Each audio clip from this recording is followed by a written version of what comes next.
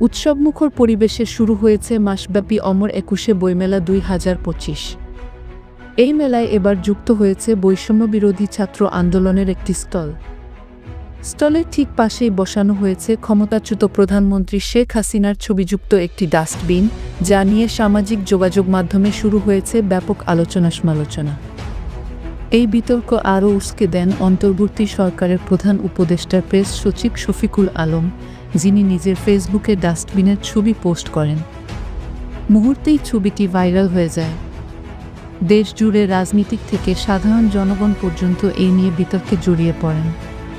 পরবর্তী সময়ে শফিকুল আলম পোস্টটি মুছে ফেললেও থামেনি আলোচনা।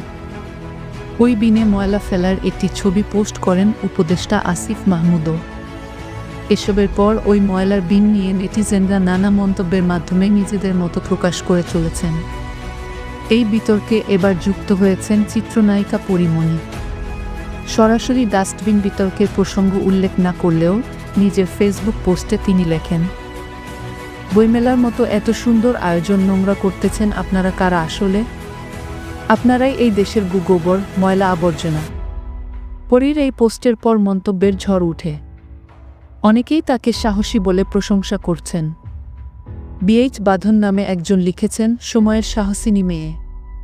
মোহাম্মদ শরীফ নামের একজন মন্তব্য করেছেন, প্রতিবাদ চালিয়ে যাও পরীমণি, তুমি সাহসী ও অপ্রতিরোধ্য। অনেকেই পরীমণির বক্তব্যের সঙ্গে একমত পোষণ করেছেন।